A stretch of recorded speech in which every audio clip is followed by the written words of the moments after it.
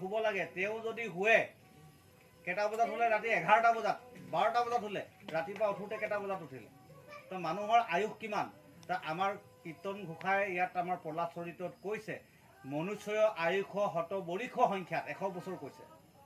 আমি এই 100 বছৰটোক আমি কি কৰোঁ অৰ্ধক জায়ক জানা জানিবা নিদ্ৰা আমাৰ কিমান যায় আধা বয়স টোপনিতে গুচি যায়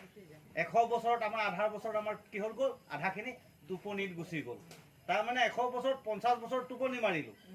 থাকিলে 50 বছৰ গম পাইছেনে বিংখতি বৰিষ যায় উমলন্তে 20 বছৰ আমি খেলা ধূলা দৌৰ মৰা ইত্যাদি কৰোঁতে আমাৰ 20 বছৰ গুচি গ'ল 50 20 কেই বছৰ গুচি গ'ল 70 বছৰ গ'ল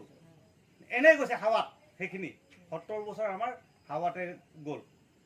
গম পাইছেনে দশ বৰিষ যায় ধন উপাৰ্জনতে 10 বছৰ যাব আমাৰ ধন টকা পইচা ইনকম কৰোঁতে গম পাইছেনে অৱশেষ বিংশ বৰিষ যায় বৃদ্ধকালে বাকী 20 বছৰ যায় আমাৰ বৃদ্ধকালত একো কাৰ্য সাধিব নোৱাৰে একলে গতিকে একো কৰ্ম তুমি এই জীৱনটোত সাধন কৰিব নোৱাৰা 100 বছৰ পায়ো 100 বছৰত আমাৰ জীৱন এনেই গুচিয়ে গ'ল এটা বৰ্তমান মানুহেতো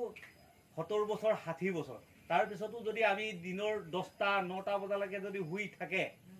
তেনেহ'লে তেওঁ আয়ুস ভাল হ'বনে হাই প্ৰেছাৰ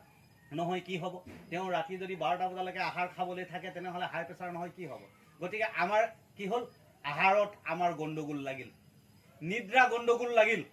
বাকি জীৱবিলাকে নিজৰ কৰ্ম কৰি আছে নিদ্ৰা গণ্ডগোল লাগিল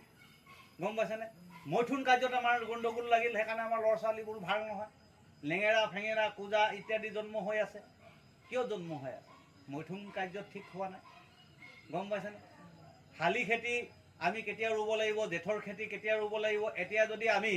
ঠাণ্ডা দিনত ডাংবডি লগাওঁ ডাংবডিয়ে ফল দিব নেকি নিদিয়ে ডাংবডিয়ে তাৰ নিজৰ ছিজনত ফল দিব ঠিক তেনেকৈ মানুহৰূপী জীৱৰো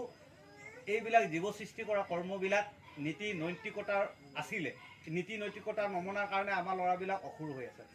গজকেতুৰ উপাখ্যানত গজকেতু কিয় জন্ম হ'ল মহাদেৱ শিৱই মোহিনীৰ পাছে পাছে ঘূৰোঁতে নিজৰ শৰীৰৰ যিবোৰ অংশ পৰি গৈছিল তেতিয়া শেষত গৈ ঋষিৰ হাতত গজকেতুৰ জন্ম হৈছে অসুৰৰ জন্ম হৈছে আজি বৰ্তমান সময়ত আমাৰ গজকেতু ঢেৰ জন্ম হৈ আছে যুৱক যুৱতীয়ে নিজক মৈথুন কাৰ্যৰ গম পোৱা নাই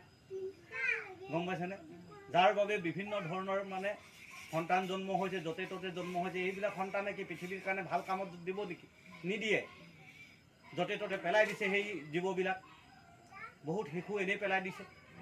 কি কাৰণে পেলাব লৈছে এইবিলাক কথা সব জানি পাব লাগে